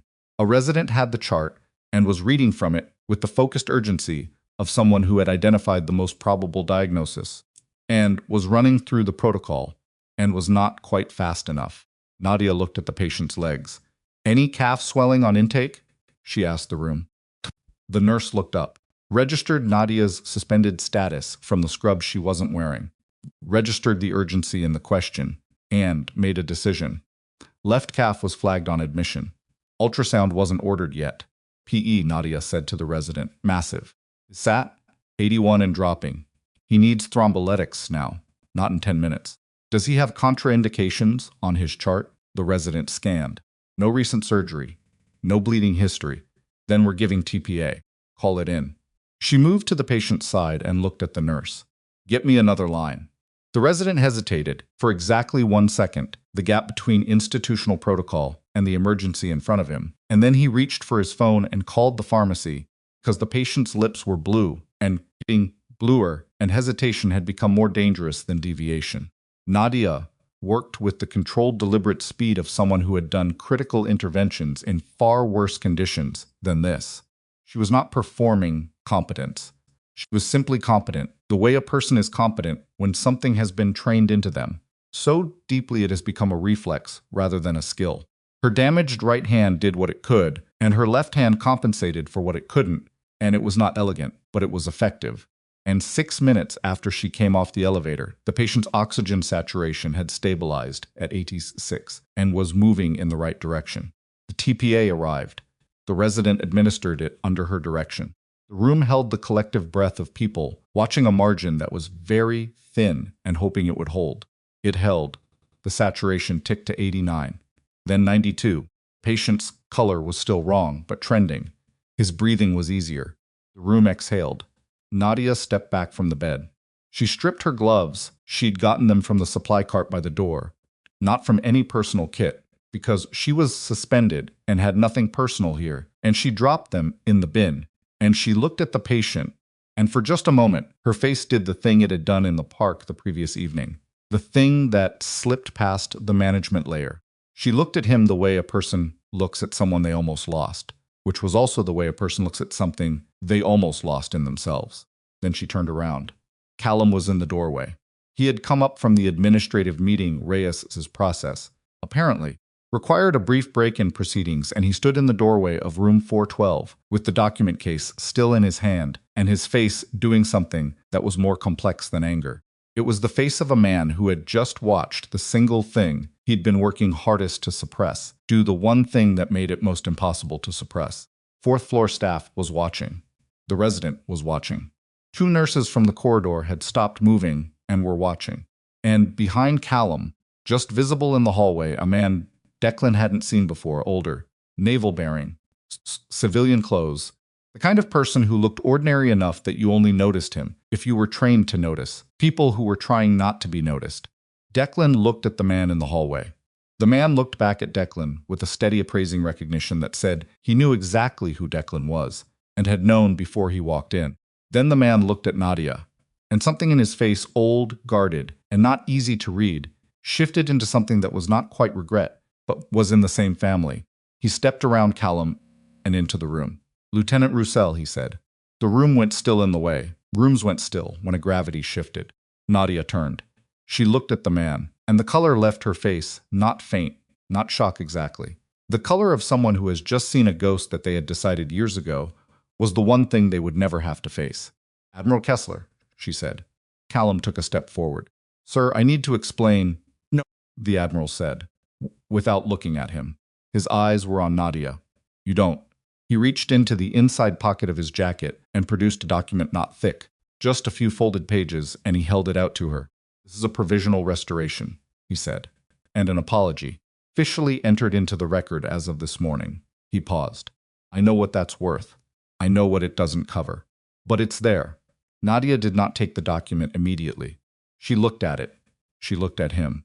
7 years of a rebuilt life and a damaged hand, and a borrowed name and therapy appointments and careful construction of a self that could survive in a world that had erased the previous one, all of it visible in the 3 seconds she stood there without reaching for the paper. Then she took it. And that was the moment Callum finally understood that the architecture he had built and maintained for 9 years had collapsed. And the evidence of that understanding was in his face. And everyone in room 412 on the 4th floor of Callaway Veterans Medical Center saw it. He turned to leave. "Dr. Callum," Ray said from the doorway she had followed up from the administrative floor, at some point, quietly, the way she did everything. "We're not finished downstairs." Callum stopped. He stood in the doorway with his back to the room, and Declan watched the set of his shoulders and thought about the specific posture of a man who has run out of the moves he prepared for and is standing in the gap between what he planned and what is actually happening. Then one of the nurses on the 4th floor, a young woman who had been standing in the corridor doorway throughout, and whom Declan had barely registered, took a single step into the room and looked at Nadia. "Is he going to be okay?" she asked, meaning the patient. Nadia looked at the man in the bed. The numbers on his monitor were steady. Not good, not yet, but stable in the direction of recoverable. "Yes," she said. The nurse nodded and went back to her station. And that small, practical exchange, the question, the answer, the returning to work was somehow the most human thing that had happened in the last 2 days. And it landed in the room without drama and without ceremony, which was probably why it landed at all. Declan looked at Nadia. She was still holding the restoration document, looking at the patient's monitor, and she had not yet processed whatever Admiral Kessler's presence meant, the full weight of it. Question of why he was here, and who had sent him, and what his appearance meant for the part of the story that hadn't happened yet. Declan's phone buzzed. A message from his adjutant. Text only. No subject line. Kessler's presence not coordinated with IG's office. He came separately. Find out who he's been talking to, and why he came today specifically. Declan read it twice. Then he looked at Kessler, who had moved to the window and was looking at the gray morning outside with the composure of a man who had rehearsed this moment and was now discovering that rehearsal and execution were not the same thing. And Declan thought, he didn't come because of Okafor's inquiry. He came because he found out we were here, which means someone told him. And the only people who knew both our identities and our location were people already inside this investigation. He put the phone in his pocket. "Admiral," he said. Kessler turned. "Who told you to come today?" "The hallway." The old man looked at him, and the steadiness in his eyes was the steadiness of someone who had spent a career making decisions that had consequences and had learned to inhabit the weight of those decisions without letting them show. That's a conversation for a room without an audience, he said. Then we should find one, Declan said, quickly. Because whoever told you we were here, if it wasn't Okafor, then someone else already knows everything we know. And they've had since this morning to decide what to do about it. Kessler's gaze moved to Nadia. Nadia was looking at the document in her hand. And then she looked up, and what was in her face was not the controlled blankness. And it was not the unguarded moment from the diner. And it was not the grief she'd shown, looking at the hospital from outside. It was something harder and cleaner than any of those things. It was the look of a person who has been surviving on endurance for a very long time and has just, for the first time, seen something worth moving toward instead of just away from. She folded the document. She put it in her jacket pocket. Wherever that room is, she said, I'm coming. And Kessler, who had come here to do one thing and now found himself in the middle of something considerably larger, nodded. And Callum, still standing in the doorway with Reyes at his back, understood for the first time that the investigation he was facing was not the one he had been preparing for, that the thread Declan had found ran deeper than Okafor's office, deeper than the contractor logs, deeper than 9 years of a carefully maintained arrangement, and that somewhere in the structure of what he'd built, there was a crack that was not going to hold. The room they found was a fourth-floor conference room, used for family consultations, small, no windows to the corridor, a table with 6 chairs, and a whiteboard with someone's half-erased medication schedule still visible on it. Reyes posted herself outside the door. Declan, Nadia, and Kessler went in. Kessler sat down without being invited, which was the move of a man who was used to rooms conforming to him and had not yet fully recalibrated to the fact that this one wouldn't. He set his hands flat on the table and looked at them both. Who sent you? Declan asked. He stayed standing. So did Nadia. No one sent me, Kessler said. I came because Callum called me at 6 this morning. He told me the IG's office had made a records request and that a naval officer was in the building asking questions about a classified operation. A pause. Thought I would help him. Would you have, Nadia said. A week ago. Would you have? The Admiral was quiet for a moment. Not evasive processing, which was different. I don't know, he said. That's the honest answer, and I understand it's not a satisfying one. It's not, she said. The arrangement, Callum had the contractor affiliation. The personnel order, I knew parts of it. He looked at the table. After Iron Corridor, there was pressure from above my pay grade to contain the intelligence failure question. Not investigate it. Contain it. Your report flagged the targeting error, and the people who needed that error to stay unflagged made decisions I should have pushed back against and didn't. You let them erase me, Nadia said. Yes. He said it without softening it. I was told it was temporary. The classification hold while the targeting inquiry ran its course. I believed that for about 3 months, and by the time I understood the hold was permanent, the mechanism was already outside my authority to reverse. And Callum? Callum was already placed. His board affiliation, the contractor connection that predated my involvement. He was their asset in the civilian medical structure. When you surfaced at Callaway, it wasn't random. They tracked you there. Nadia's hand pressed flat on the table. They placed me. Kessler didn't answer immediately, and his silence was its own answer. The job posting, she said. Her voice had gone very quiet. 7 years ago, I found the Callaway, posting through a veterans transition network. Thought it was luck. She stopped. They put it in front of me. They wanted me somewhere they could manage. I believe so, Kessler said. Yes. Declan watched Nadia absorb that.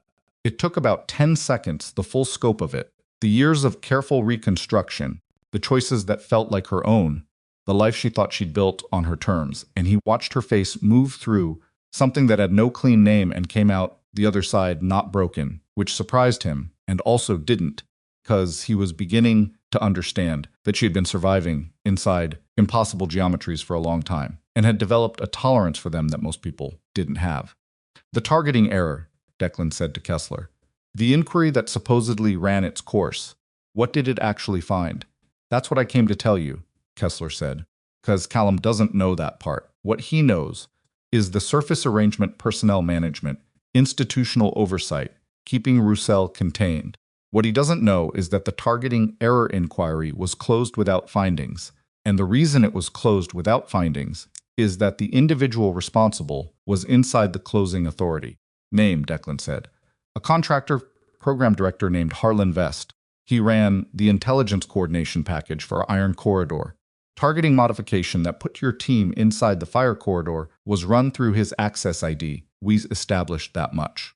Vest claimed the modification was a system error. The inquiry accepted that explanation because the inquiry chair had a contractual relationship with Vest's program. Kessler paused. Vest retired 2 years ago, but his program is still active and is currently supporting 3 operational packages. So the person responsible for the targeting failure that nearly killed my team, Declan, started. He was never held accountable, no. And he's still operational. Technically, yes. The conference room was very quiet for a moment. Outside the door, the 4th floor moved the sounds of a working hospital, monitors and footsteps, and the distant chime of an elevator. And in here, the 3 of them sat with the weight of 9 years of protected negligence laid out on a table with a half-erased medication schedule on the whiteboard above it. The IG's request this morning, Declan said. Does it reach Vest? That depends on what Reyes found in Callum's files, Kessler said. There's a documented financial connection between Callum's contractor affiliation and Vest's program, then yes. The IG can extend the inquiry scope. Declan opened the door and asked Reyes to come in. Reyes had found a financial connection. She laid it out at the table with the economy of someone trained to present complex information to people who needed it fast. Callum's original board appointment had been underwritten by a consulting subsidiary that traced back through 2 holding entities to a defense contractor consortium that included Vest's program as a component organization. Payments were structured as institutional grants, untraceable on the surface, routine-looking in any standard audit, but the paper trail Callum's own staff had just handed over in the administrative meeting contained the internal correspondence that named the relationship explicitly. Kept records, Nadia said. Not a question. There was something almost disbelieving in it. People like Callum always keep records, Ray said, because they believe the arrangement is stable, and they want documentation of their end of it in case the other party ever decides to revise history. Protection mechanism that becomes evidence. Can you reach Vest through this? Declan asked. The IG can open a secondary inquiry under the fraud provisions, Reyes said. Given the operational connection to Iron Corridor, it would fall under the same classification tier as Okafor's original request. That means we can move without flagging the standard channels Vest's program has access to. She paused, but it has to be today. If Callum reaches Vest before we have the scope extension filed. Callum's is in the administrative meeting with your staff, Declan said. He was, Reyes said. He left the building 14 minutes ago. Table went quiet. Declan looked at Kessler. He called you at 6 this morning. When you told him you were coming, what did he say? Kessler's jaw tightened slightly. He said he was relieved, that he would handle the Okafor inquiry internally if I could provide context on the classification rationale. He was buying time, Nadia said.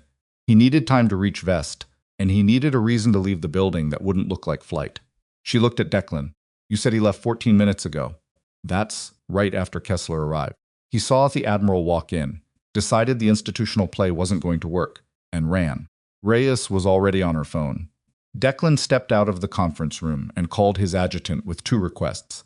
Locate Callum's vehicle in the hospital parking structure's exit logs. Cross-reference Vest's program contact directory for any numbers associated with Callum's personal or administrative lines. His adjutant, who had been running on 4 hours of sleep and institutional goodwill for 36 hours, said he would have both in 20 minutes. He had them in 15. Callum's car had exited the parking structure at 9:42, heading south on the main arterial toward the city's financial district, not toward the residential areas where he lived. And Callum's administrative line had placed a call at 9:38, duration 4 minutes and 11 seconds, to a number that his adjutant traced to a law firm that represented, among other clients, Harlan Vest's former consulting subsidiary. Not Vest directly, his lawyers, which meant Callum was not running. He was managing. He was trying to get ahead of the paper trail Reyes had pulled by establishing legal cover before the scope extension could be filed. Declan went back into the conference room and told the room. Reyes said, then we have a narrow window. How narrow? If he has a lawyer making calls on Vest's behalf, before the secondary inquiry is formally opened, there's a procedural challenge available to them that would slow the IG's process by weeks. She was already typing on her tablet. I need Okafor to authorize the scope extension in the next 40 minutes. Then call her, Declan said. I am calling her, Reyes said, with the patience of someone who did not need to be told to do the thing they were doing. Nadia had her arms crossed and was looking at the whiteboard. The half-erased medication schedule. Someone's patient, someone's careful handwriting, the ordinary working residue of a hospital's daily business. He's not going to get clear, she said quietly, mostly to herself. No, Kessler said, he's not. She looked at the Admiral.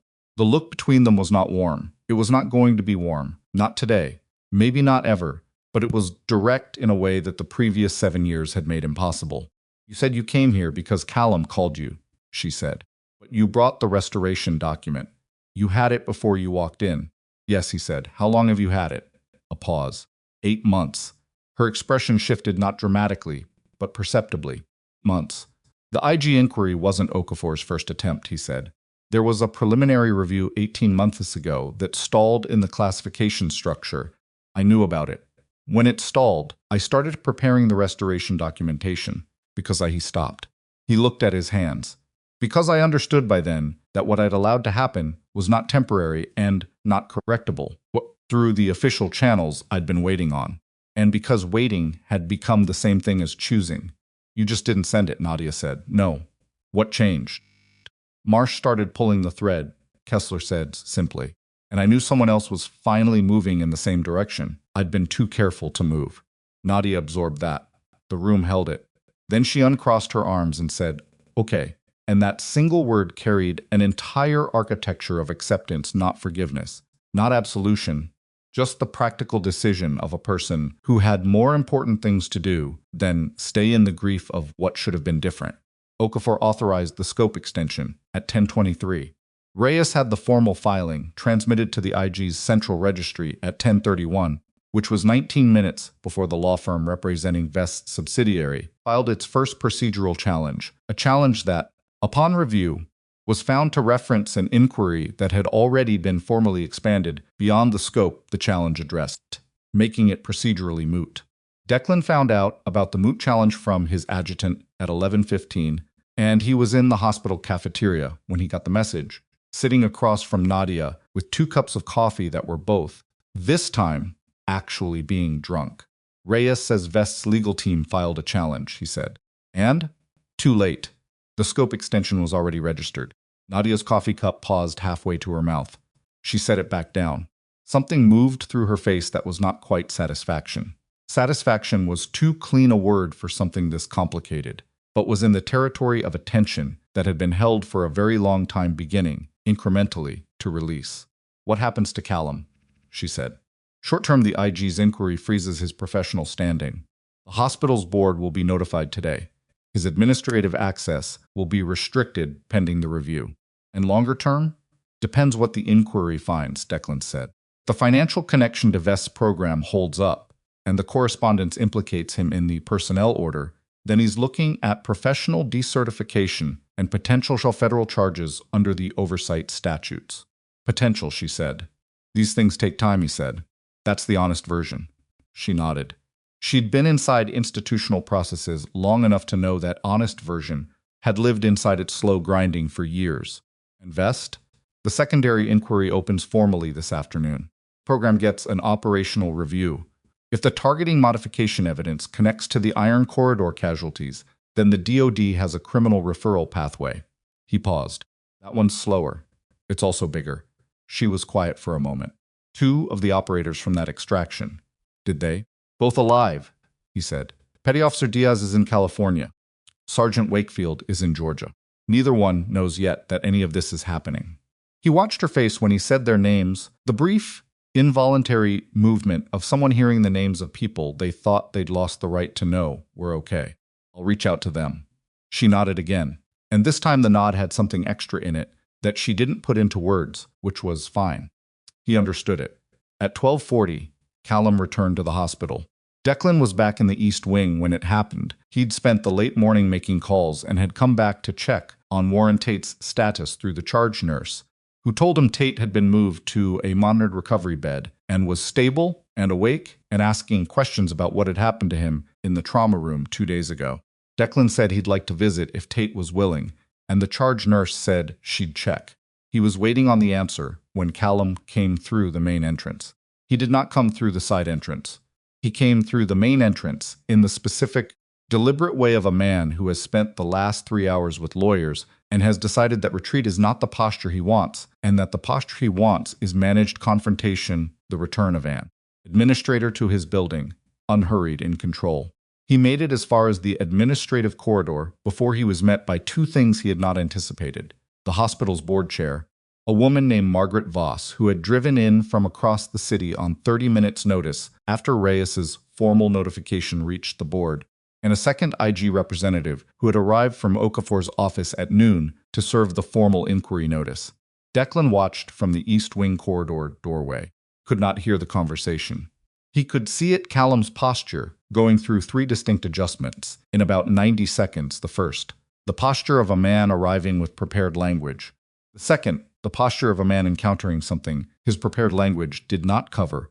And the third, the posture of a man understanding that the meeting he'd spent 3 hours lawyering for had been structurally bypassed before he walked in the door. Margaret Voss had the formal inquiry notice in her hand. She did not look like a woman who intended to extend professional courtesies. The hospital staff in the administrative corridor were not visibly stopping to watch. They were moving, doing their jobs. The functional work of a medical institution continuing regardless of the human drama adjacent to it, but they were aware. Particular attentiveness of people who were not watching, but were registering every word through their peripheral attention. Callum said something. Voss said something in return. The second IG representative said something that was brief and had the quality of a statement rather than a contribution to a conversation. Callum's administrative access badge was on the table outside his office at 1:14 p.m. He walked out of the building at 1:22 without it. Declan watched him go. There was no satisfaction in watching it, or not simple satisfaction anyway. There was something more complicated, the particular weight of a thing that was not finished, because an administrator handing over a badge was not a conclusion. It was a beginning of a process that would take time and legal machinery and careful documentation, and that process could still go wrong in ways that were not yet visible. He'd seen it go wrong before. He held that knowledge alongside the fact of the badge on the table and tried to feel appropriately neither too certain nor too relieved. He went upstairs to see Warren Tate. Tate was a compact man who looked like someone had assembled him from components designed for endurance: wide shoulders, short neck, the kind of face that had been weathered so long it had achieved a kind of geological stability. He was sitting up in bed with an oxygen cannula. He kept moving around like it was uncomfortable, which it was, and a tray of hospital food he had pushed to the edge of the table. He looked at Bravo first. His face did something uncomplicated and genuine when he saw the dog. "Rangers?" Declan said, because Tate's posture did not leave a lot of ambiguity. "What gave it away?" Tate said dryly. "Nothing specific." Declan sat in the visitor's chair. Bravo settled at his feet. "How are you feeling?" "Like someone ran me through a car wash from the inside." He looked at his hands. Doc said it was a clot. Said there was something in my chest from before. "Kandahar," Declan said. Tate looked at him. "You do your homework. There's a nurse who saved your life twice in 2 days," Declan said. "Once in the trauma room and once upstairs this morning. I wanted you to know that." Tate was quiet. "The one Callum tried to kick out." "Word traveled, yes. I heard the staff talking." He shifted the oxygen cannula again. "She military? Was. Combat medic, special operations attachment. Got erased from the record after an extraction that went wrong. Has been working here as a floor nurse for 7 years. Tate looked at the ceiling for a moment. He had the look of a man to whom this particular kind of story, the story of someone doing their job with total competence inside a system that was actively working against them, was not surprising, because he'd seen the shape of it many times in many configurations. "People like that," he said. "Ones who just keep going, even when the structure's rotten." He paused. "They're the reason the structure works at all." Declan didn't say anything. He thought Tate had put it about right. He was back on the first floor by 2:30, and Nadia was in the East Wing. Not on shift, she was still technically suspended. That process would take at least another 24 hours to formally reverse. But she was there, because the charge nurse had asked her about a medication interaction question, and she had come down to answer it, and had then stayed because the East Wing was where she knew how to be. She was sitting at the corner of the nurse's station, reviewing a chart that wasn't hers, because the charge nurse had asked her to look at it. and 2 other nurses were in the immediate vicinity, asking her questions and writing down what she said. No one had issued her a formal reversal. No one had handed her back her badge. She was just there, doing what she did, and the floor had arranged itself around that fact, with the practical acceptance of a working system recognizing competence and pulling it in. Declan watched that for a moment from the corridor entrance and thought about the 7 years she'd spent being precisely that competent, quiet, arranged around, and the difference between the version where that was a mechanism of containment and the version where it might eventually become something else. Phone buzzed. Adjutant. He stepped into the alcove and answered. Vest's program office received the inquiry notice at 2 p.m., the adjutant said. They've been given 48 hours to produce the coordination files for Iron Corridor. And Vest's personal legal team contacted the IG's office at 2:17 to request a meeting. Challenge. A meeting. A pause with meaning in it. In my experience, when someone who's been protected for 9 years requests a meeting with investigators, they've done the math and decided cooperation is better than exposure. Going to talk, Declan said. That's my read, which meant the targeting error, the modified coordinates, the closed inquiry, all of it would come back into documentation. Named, timestamped, attributed. One more thing, the adjutant said. Okafor's office got a call an hour ago from Callum's lawyer. Already? Callum is trying to negotiate the framing of his cooperation. He's offering to provide full documentation of the contractor relationship in exchange for the board's inquiry being structured as an administrative review rather than a criminal referral. He wants a softer landing, Declan said. He wants any landing, the adjutant said. The board chair already declined. They're going criminal referral. His lawyer is now apparently calling anyone who'll pick up. A pause. Called Admiral Kessler 20 minutes ago. And Kessler declined to take the call. Declan stood in the alcove with that information for a moment, turning it over. Callum had spent 9 years building an arrangement that he believed was stable, that had multiple redundancies, that had survived every previous pressure applied to it. And in 72 hours, the redundancies had collapsed one by one, not because the people inside the arrangement had turned on each other, but because a dog had stopped walking in a hospital corridor, and a man who'd been carrying a burned photograph for 7 years had let the dog go. He was still standing there when Nadia appeared at the alcove entrance with her jacket over her arm and her bag over her shoulder, end of a day that was not technically her shift but had been her day regardless. Reyes is sending the formal suspension reversal to HR tonight, she said. I'm back on schedule Monday. Good. She looked at him. Not the controlled, layered look, the direct one, the one that had surfaced in the 4th floor room. What happens now? Now the process is run, he said. Vest cooperates. Callum's criminal referral moves through the system. The Iron Corridor file gets formally reopened with your report in the record. That takes time. Yes. And in the meantime, you go back to work Monday, he said. Come back Thursday for the support program orientation. She almost smiled. Almost. It got a little further than it had before. You were never actually interested in the support program. I'm interested now, he said. Tate's up there. He could use a familiar face from his service community. She looked toward the elevator bank in the direction of the 4th floor and the monitored recovery room and the man who'd had a fragment sitting in his chest in Kandahar because 4 previous physicians at this institution had missed it. I'll check on him before I leave, she said. He'd appreciate that. She moved toward the elevator. Bravo's ears tracked her. She pressed the call button and looked back, not at Declan, at the dog. He really remembered, she said. All this time? Yes, Declan said. The elevator opened. She stepped in. The door was 3 inches from closing when the fire alarm in the east wing activated not the full building alarm, the localized alert, the one that sounded in a specific zone for a specific reason, and the east wing floor registered it and moved. And at the same time, Declan's phone rang, his adjutant, and he picked up, already moving toward the source of the alert. The IG access request to Callum's archived files, the adjutant said. Someone with admin credentials remotely deleted a section of the administrative archive 8 minutes ago. The system flagged it as an anomalous access. Callum's credentials? A secondary admin account that hasn't been used in 3 years. The account is registered to... A pause. The account is registered to a former board member who resigned in 2021. His forwarding address at the time of resignation was a consulting group. Vest's subsidiary. Same holding entity, the adjutant confirmed.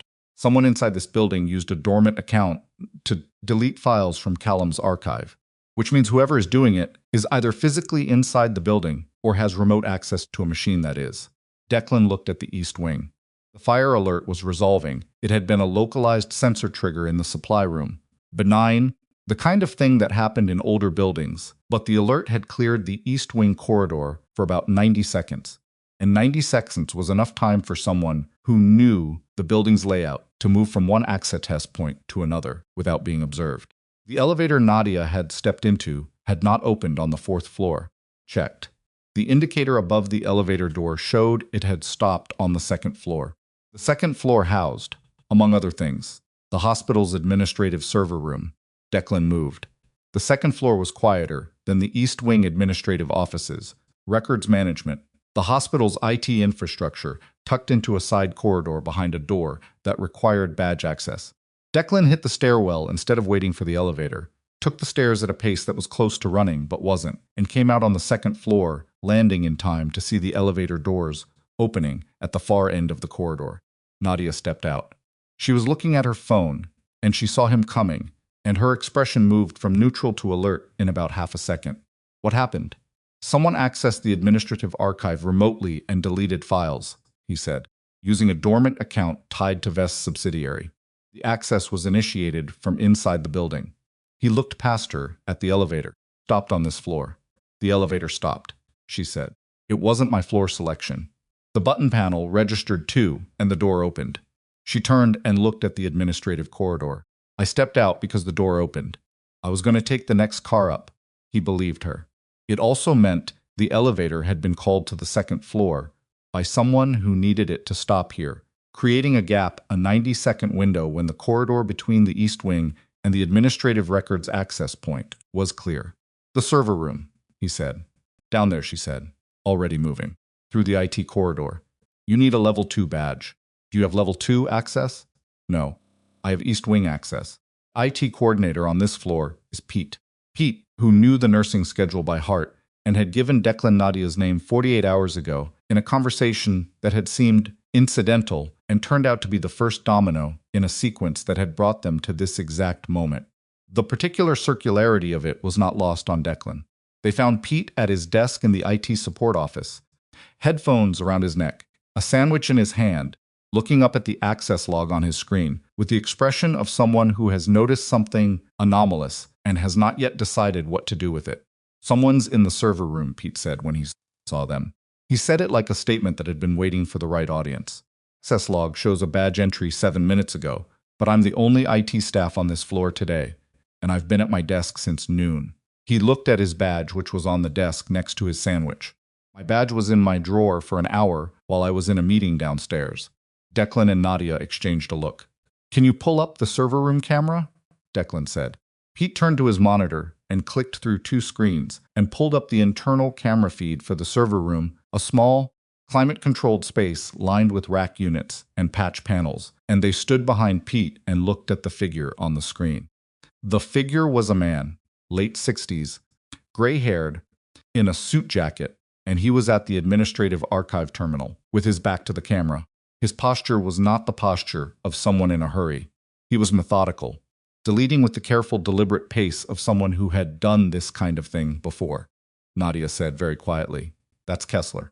Declan did not move for 2 full seconds. He processed it, the shape of it, the logic of it, the way it reframed everything Kessler had said in the consultation room, with the unhurried revision of someone standing at a whiteboard, erasing one set of conclusions and writing in another. Kessler had brought the restoration document. Kessler had come because Callum called him. Kessler had given them the targeting error information, the contractor chain, the name Harlan Vest. And Kessler had given them all of it at precisely the moment when the IG's inquiry was already moving, when the files were already being pulled, when his cooperation cost him nothing that wasn't already going to be exposed, except the specific files he was now, on camera, in the process of removing. He's not deleting Callum's records, Declan said. No, Nadia said. She was already reading the same conclusion. Deleting his own. Declan called Reyes. She answered in one ring. He told her what the camera showed. There was a pause on her end that was about 3 seconds long and contained, he suspected, fairly concentrated quantity of controlled frustration at having had a cooperative admiral in the room for 2 hours who had been playing a longer game than any of them had read. "Can Pete lock the server room from outside?" she asked. Declan looked at Pete, who had heard the question and was already nodding and reaching for his keyboard. "Yes," Declan said. "Do it," Ray said. "I'm on my way up. Don't go in until I'm there." Pete locked the server room. On the monitor, Kessler stopped typing. He turned and looked at the door. He tried his badge. The light stayed red. He stood for a moment with his badge in his hand, looking at the locked door, and his posture went through an adjustment that was not panic, he was too experienced for panic, but was the adjustment of a man who had just run out of the particular kind of time he'd been managing. He sat down in the chair in front of the terminal and waited. Declan watched him do it and thought about the document. The restoration. 8 months. Kessler had prepared it 8 months ago and carried it and had not sent it, and the reason he'd given that Marsh starting to pull the thread was what moved him was probably partly true. But the fuller version was that Kessler had prepared the restoration as a chip, a gesture of cooperation that he could produce at the right moment to establish his position as a person who had done something right in a room where the thing he'd done wrong was about to come out. He'd read the situation correctly and had timed his entrance carefully. What he hadn't accounted for was the elevator stopping on the second floor, or Pete's sandwich, or the fact that the access log on an unmanned IT terminal would be visible on a screen that 2 people happened to be standing behind. Small things. The spaces between planned events where the unplanned ones lived. Reyes arrived on the second floor 4 minutes later with Okafor on the phone, and the server room door opened. Kessler stood up from the chair with the measured composure of a man surrendering a position he'd calculated was no longer worth holding, which was a different thing from remorse, and they all understood that. "What did you delete?" Reyes asked him. 2 communication files, he said, from the Iron Corridor planning period. They documented my awareness of the targeting modification prior to the operation launch. The corridor was very quiet. "You knew," Nadia said. He looked at her. "I knew there had been a modification. I didn't know what it would produce. I was told it was a correction to a prior error, not—" He stopped. "That's a distinction I've had 9 years to decide how much weight to give." "She almost died," Declan said. 2 other operators almost died. "The whole extraction." "I know," Kessler said. "I know what it produced. And you buried her report because her report would have led to your communication files," Nadia said. Her voice was very flat, not raised. Flat in the way a surface is flat when every irregularity has been compressed out of it. "That's why the file disappeared in 72 hours. Not because of the operation's classification. Because of you." Kessler did not deny it. The IT corridor of the second floor of Callaway Veterans Medical Center held that silence for a moment, and Reyes was documenting, and Okafor was listening on the phone, and Pete was standing very still at his desk with his forgotten sandwich and his access logs. And in the middle of all of it, Nadia stood, with her damaged hand at her side, and her bag still over her shoulder, and the restoration document still in her jacket pocket. And she looked at the man who had signed her erasure, and she did not say anything else. She didn't need to. The shape of what he'd done was fully visible now, in a corridor with institutional lighting and witnesses, and an active phone line to the Inspector General's office. He couldn't revise it. He couldn't soften it. The files he'd deleted were reconstructable from backup servers. Reyes established that within the hour and his presence in the server room and the deletion attempt would themselves become part of the evidentiary record, which was the particular irony of trying to erase things in the digital age. The attempt became evidence of the knowledge. Kessler was escorted from the building at 4:12 p.m. He did not say anything on the way out. He walked with the posture of a man who had made his calculations and lost them, and understood that the processing of that loss was going to be long, and was going to happen somewhere other than this corridor. Nadia watched him go. Then she looked at Declan, and he looked at her, and neither of them said anything for a moment, because there was a category of ending that is not triumphant, that is simply true, and heavy, and necessary, and this was one of those, and they both understood it. It took 11 days. 11 days for the IG's inquiry to formally complete its preliminary phase.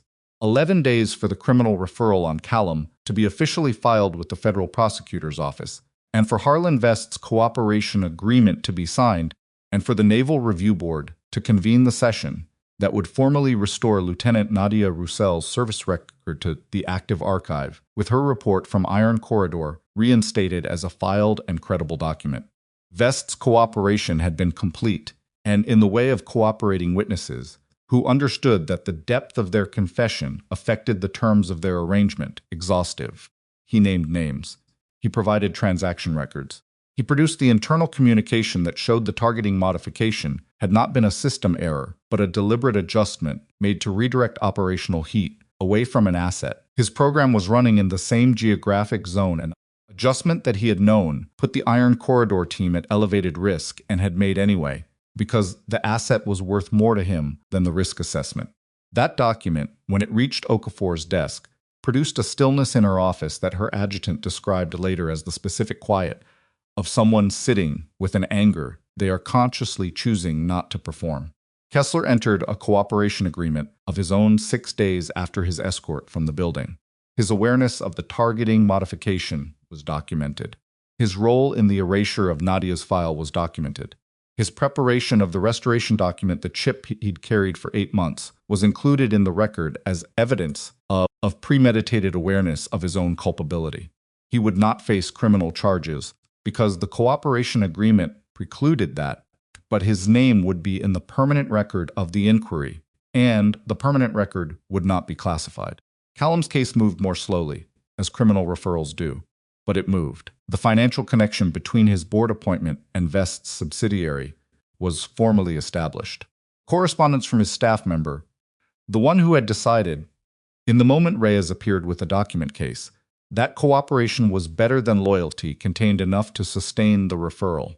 His professional medical certifications were suspended pending the outcome, which meant that Callaway Veterans Medical Center's board began the process of identifying a new chief of trauma services, process that the staff of the East Wing learned about and received in the particular way that news is received when it confirms something a large number of people have been waiting to confirm for a long time without allowing themselves to say it out loud.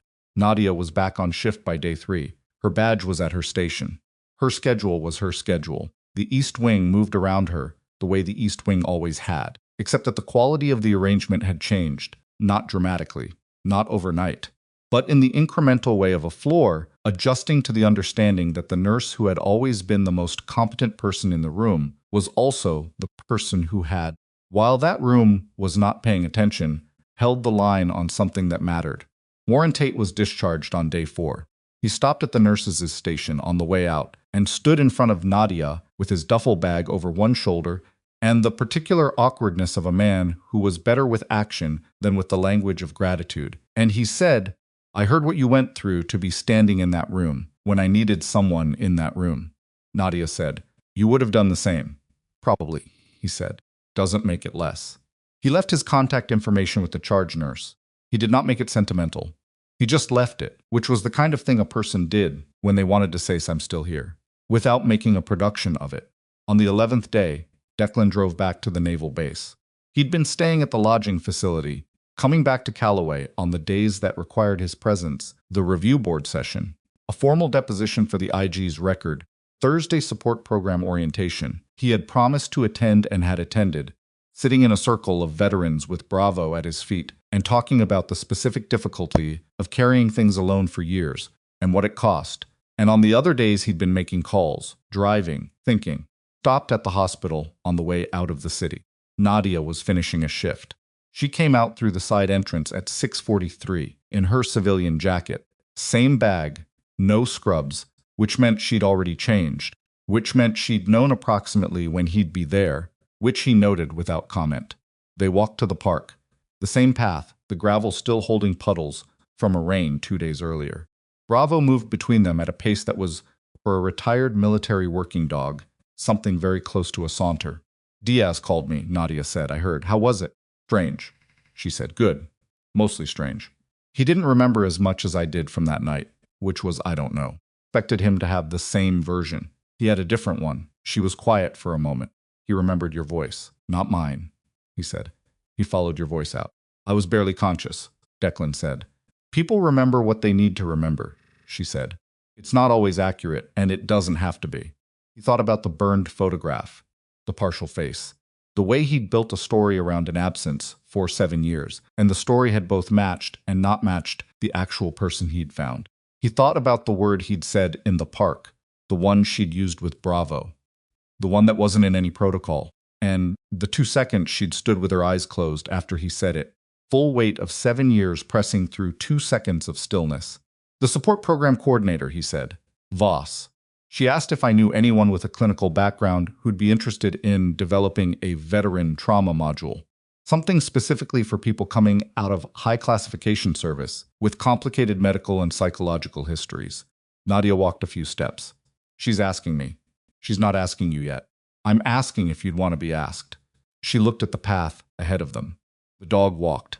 The gravel was wet, and the evening was cold, and the park lights were coming on, one by one in the November dark. I'm a floor nurse, she said. You're a combat-trained medic with a clinical nursing license, 7 years of veteran care experience, and a first-hand understanding of what it costs to come back from something the record pretends didn't happen, Declan said. The floor nurse part is one part of the list. She didn't answer immediately. He waited. I'd want to keep the clinical work, she said finally. I'm not moving into program administration. That she stopped. That's not where I'm useful. I didn't say administration. Developing a module. Clinical curriculum. You'd still be on the floor. You've thought about this. I've had 11 days, he said. Think about things. She almost smiled. All the way this time. It wasn't broad, it wasn't the kind of smile that made a production of itself, but it was complete. And it was the first one he'd seen from her that was, and he thought about everything she had survived to be standing in this park, smiling in the cold, and felt something he didn't have a precise name for, but that had the texture of something earned. Tell Voss to ask me, Nadia said. Bravo stopped in the middle of the path and sat down, and both of them nearly walked into him. He turned and looked at Nadia with the full, unambiguous expectation of a dog who understood that stops had purposes. She crouched down. She put both hands on either side of his face, the damaged right, the undamaged left, and he pressed his forehead against hers and closed his eyes. And she stayed like that for a moment in the circle of the park light, with the cold November dark around her, and the dog's quiet weight against her hands. We're okay, she said, to him specifically, in the low register of something private. We're okay now. Bravo's tail moved once, slowly. Then again, she stood up. The formal recognition came 3 weeks later, in a session of the Naval Review Board that was not public and was not theatrical. It was a room with a table and documents, and people who used careful, precise language to describe what had been done and what was being corrected. Nadia sat at the table in civilian clothes, the same jacket, with Declan to her left, and Okafor at the head of the table. The document that restored Lieutenant Roussel to the active record was signed. The report she had filed 7 years ago, the targeting error, the pattern, the flagged anomaly that had started all of it, was formally entered into the Iron Corridor inquiry record as a credible filed document that had been improperly suppressed. No one in that room made a speech. Nadia signed her name at the bottom of the restoration document. Her name, her full name, both of them, because she had decided after 11 days of considering it that she was not choosing between them. She was Nadia Roussel-Varas, because both of those names had survived something, and she had built something in each of them, and she was not interested in erasing any version of herself that had made it through. She put the pen down. Okafor looked at her across the table. For the record, the Admiral said, the report you filed was the document that made the targeting error traceable. Without it, the communication chain stays buried. Without the communication chain, there's no cooperation from Vest, no financial connection to Callum, no mechanism for the IG's inquiry to reach Kessler. She paused. You filed that report alone, at 29, in a recovery facility in Germany, with a compromised hand and no institutional support. And then you held it for 7 years while the people responsible for burying it operated without consequence. Another pause. The record will reflect that. Nadia said nothing for a moment.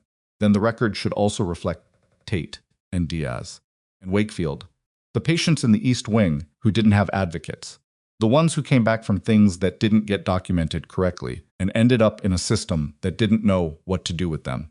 She looked at Okafor steadily. I want the module to address that specifically. The gap between military medical record and civilian care. Veterans falling through it. Okafor looked at her. That's a policy proposal. I'm aware. It would require a formal partnership between the Naval Medical Oversight Office and Callaway's civilian administration. I'm aware of that too. A pause. Okafor almost smiled. I'll have someone reach out to Voss. Callum's case resolved 14 months later, the federal conviction on 2 counts of conspiracy to defraud under government contracting statutes and 1 count of witness intimidation, last related to the administrative suspension he had imposed on Nadia in the direct context of the IG's inquiry. He lost his medical license. He served time.